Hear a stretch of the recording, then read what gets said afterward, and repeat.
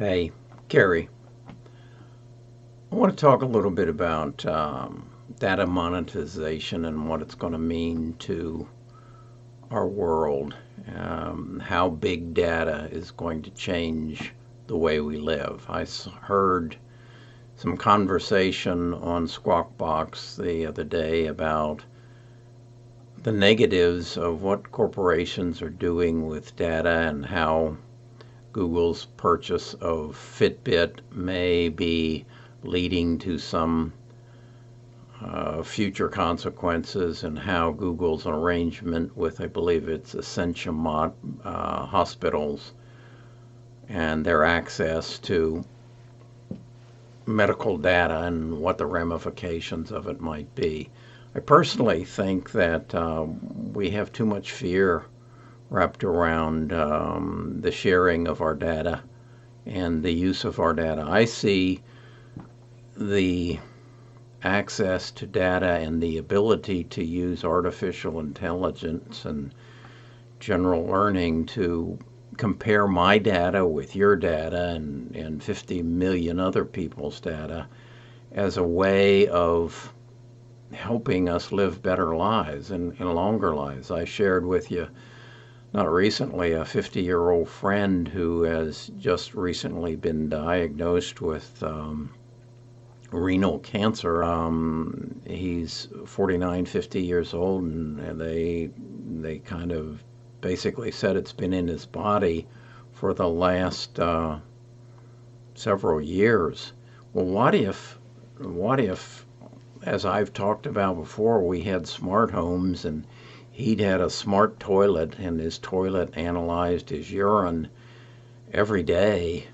That renal cancer would have been found many, many months ago, and he could have been treated and wouldn't be facing the adverse and scary situation that he finds himself in right now.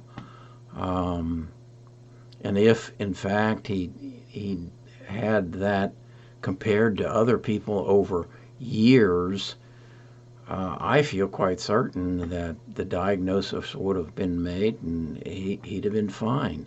As far as cost of medical care, he wouldn't have had to suffer the cost of kidney removal.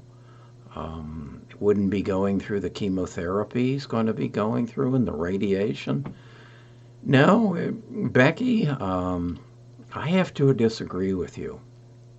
I believe we are entering an opportunity of our lifetime to change our lives only for the better. And if we get hung up on, I don't want someone knowing my data, I think you're going in the wrong direction. I think we need to get our government to come together with the Amazons, the Googles, the Facebooks, the Apples, the IBMs, the Microsofts, the people who have gathered this data and will continue to gather this data. And yeah, we need to put some regulation around it and make sure that it's not abused, but to squelch it, that just doesn't make any sense to me at all. And I think that if we don't recognize that we need to, as a nation, to get involved in this, China is just, China was nothing 10 years ago. I was in China about 9 years ago and spent a month there. And it was a backward country. And my God, what's happened in the last years because of their openness and adoption of technology and their blatant copying of our technology. They've moved past us. And we're hung up on who knows what about somebody's emails and who's investigating who in foreign countries, and we can't even get our infrastructure taken care of because we're so bogged down on who's doing what to whom in which political party. No, I'm just convinced that we have an opportunity in front of us, and if we don't, as a country, get behind it and control this data, but understand what it can do. I've lost my daughter to cancer. I've lost friends to cancer.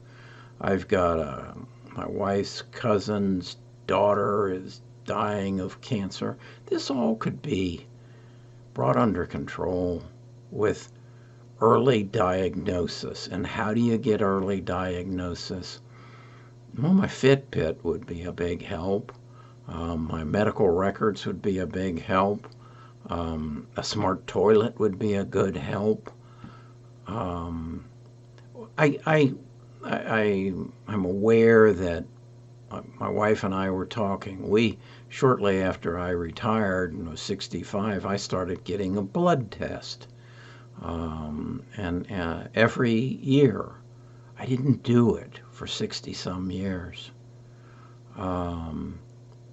It just doesn't make sense to me that every person in the United States shouldn't prick their finger every day and it be analyzed and it be compared.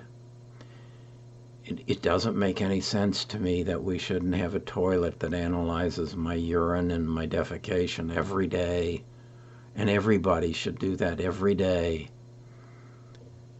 so that we know what's going on in all of our bodies, and then we have the ability to compare it and compare what happened to the people in the past 5-10 years who had the same symptoms that I have, so that I know what's going on in me.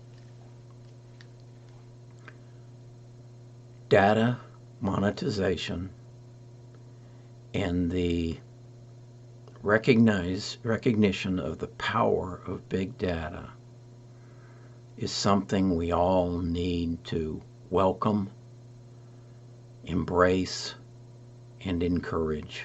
I don't have anything to hide. I don't do drugs. I don't sell drugs. I don't what is it, vape? I don't do anything illegal. So unless I'm doing something illegal, what am I so afraid of? And what opportunities am I passing because of these unfounded fears? I know it's change, and we all fear change. But this is a change we need to get behind, and we need to embrace. So this is what I think. If you think like I think, subscribe, ring the bell. I want to keep talking about it. I want to keep talking about our national debt. I want to keep talking about the inequality of our citizenry. Hell, we've pumped, what is it? We went from $8 trillion to $23 trillion in national debt, and the benefactors are the rich. Just lay our national debt against the performance of the Dow Jones. We funded the last 10 years of the stock market increase. We did nothing for the poor, other than give them more menial jobs that they have to perform in order to pay their bills and live a decent life. What does somebody need $33 million a year for? What does an athlete need $17 million a year for? Hell, half of it's going in taxes. I don't like what they call trickle down, but for God's sakes, $10 an hour? Nobody can live on that. Let's start thinking of the future. Let's start embracing the opportunities that we have, and let's start taking care of each other. Please. Okay, we'll talk again.